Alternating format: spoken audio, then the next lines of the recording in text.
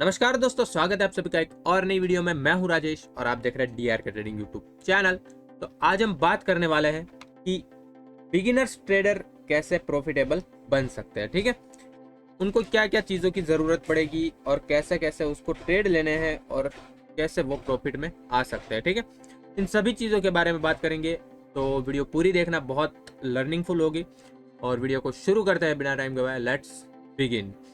देखो, सबसे पहली चीज़ है वो है सेटअप। ठीक है, तो आप किसी भी प्रॉफिटेबल ट्रेडर को देख लो, वो कोई भी एक सेटअप या फिर 2-3 सेटअप पे फॉलो करता होगा। ठीक है, लेकिन आप बिगिनर हो इसलिए आपको ओनली वन सेटअप पकड़ना है। ठीक है, अगर आप एक सेटअप मास्टर कर लेते हो उसके बाद आपको दूसरा सेटअप पकड़ सकते हो। पहले एक सेटअप पकड़ो, कोई भी एक स्ट्रेटेजी पकड़ो और उसके बेसिस पर ही ट्रेड लो। ठीक है, आपको क्या करना है, कोई भी अच्छी विनिंग रेट वाली स्ट्रेटेजी पकड़ लो और उसको मास्टर करने लग जाओ। ठीक है, यूट्यूब पर बहुत सारी स्ट्रेटेजी अवेलेबल है। ठीक है, तो उसमें से कोई भी एक स्ट्रेटेजी पकड़ लो। अगर आपको मेरी स्ट्रेटेजी चाहिए तो मैं इसके लिए अलग से वीडियो बना दूंगा आपके लिए, मुझे कमेंट कर देना।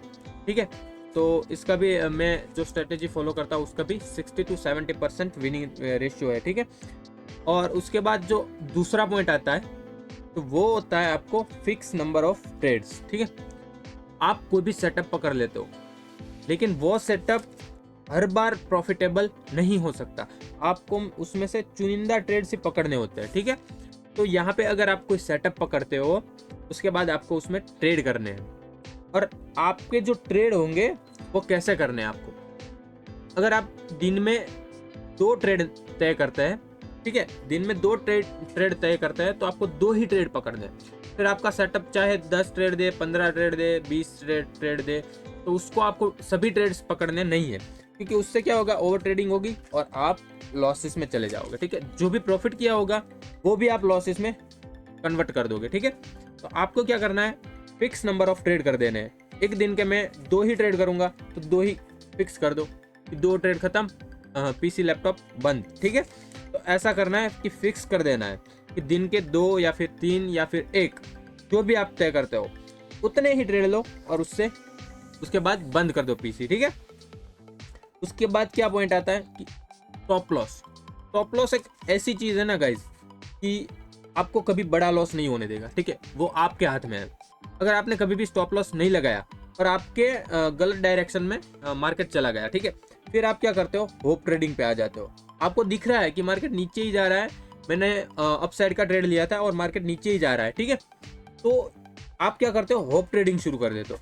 थोड़ी देर रुक जाता हूँ और वापस मार्केट ऊपर जाएगा और वापस मार्केट ऊपर जाएगा, यहाँ से ऊपर जाएगा, यहाँ से ऊपर जाएगा, और वैसे करते करते आप बहुत बड़ा लॉस कर देते हो या फिर अपना कैपिटल वाइप आउट कर देते हो। ठीक है, तो उस बड़े लॉस करने से अच्छा है स्टॉप लॉस लगा दो और छोटा सा लॉस पकड़ लो। ठीक है, तो ऐसे होप ट्रेडिंग हो जाती है, इसलिए आपको स्टॉप लॉस की बहुत बहुत बहुत आवश्यकता होती है। ठीक है, तो ये स्टॉप लॉस लगाए बिना कभी भी ट्रेड मत करना, कभी भी नहीं। ठीक है, तो ये बहुत मोस्ट इंपॉर्टेंट पॉइंट था। ठीक है, तो स्टॉप लॉस के बिना कभी ट्रेड नहीं करना है। ठीक है, उसके बाद आता है टारगेट। टारगेट आप कितना रखेंगे तो वो आपके सेटअप पे से तय करना पड़ेगा। अगर आप 1:1 भी रखते हैं तब भी आप प्रॉफिटेबल हो सकते हैं, लेकिन आपको जब टारगेट मिलता है तो आपको वहां पे एग्जिट करना पड़ेगा।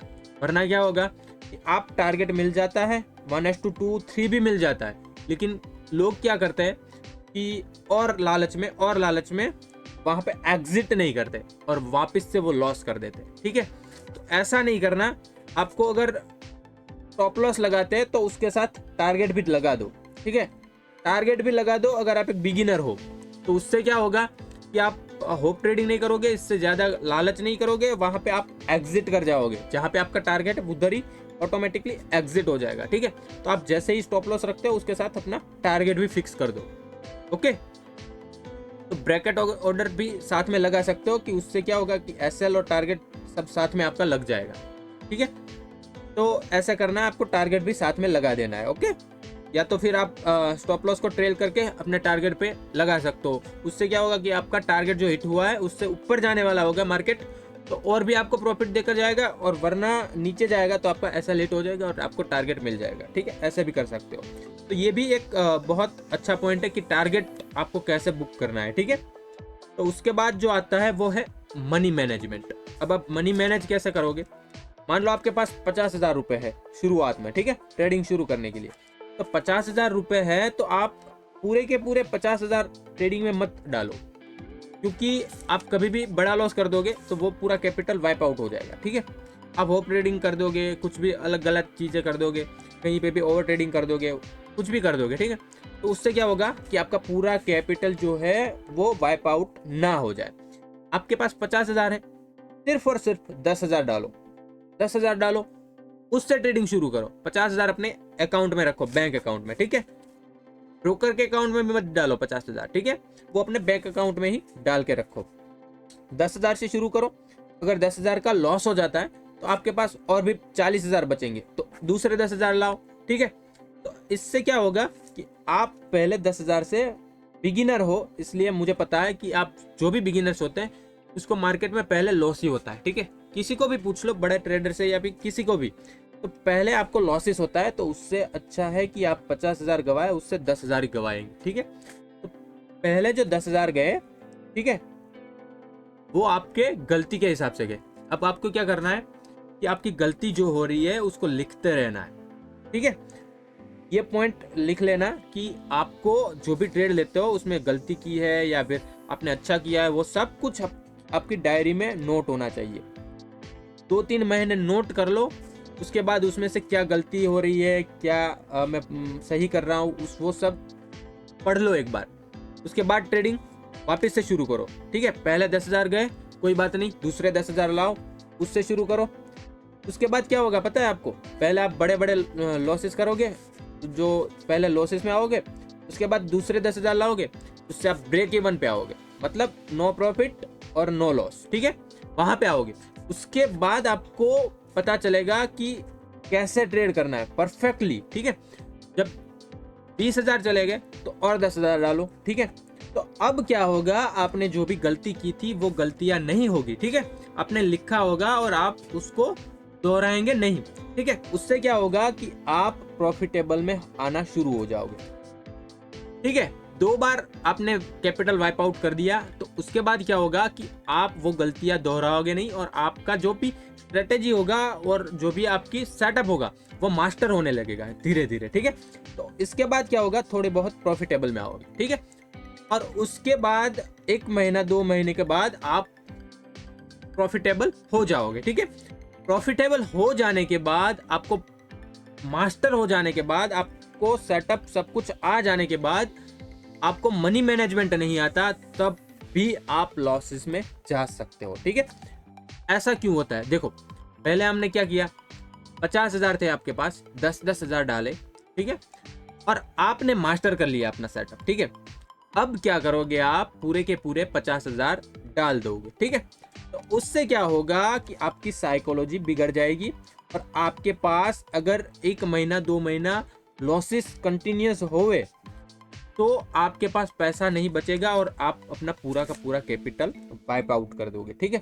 फिर क्या होगा, आप ट्रेडिंग से ब्रेक ले लोगे, और ट्रेडिंग से ब्रेक ले लिया उसके बाद अपना सेटअप भूल जाओगे। सेटअप भूल गए, उसके बाद वापस से पहले जीरो से शुरू करना पड़ेगा, जीरो से, ठीक है। तो वापस से पैसा आया, ठीक है, वापस से पैसा आया, आपने कहीं से कमाया, नौकरी करी, कुछ भी किया, वापस से पैसा आया, फिर से आपने जीरो से शुरू किया, ठीक है। फिर आप 10 तक पहुंचे, मान लो 10 तक पहुंचे, तो उसके बाद अगर आप फिर से मनी मैनेजमेंट नहीं करते तो आप फिर से जीरो पे आ जाओगे, फिर से जीरो पे आ जाओगे, ठीक है। अगर आपने 10,000 के 1 लाख बना लिए हैं तो 1 लाख के आप 10 लाख भी बना सकते हो, 1 करोड़ भी बना सकते हो, लेकिन आपको मनी मैनेजमेंट आना चाहिए।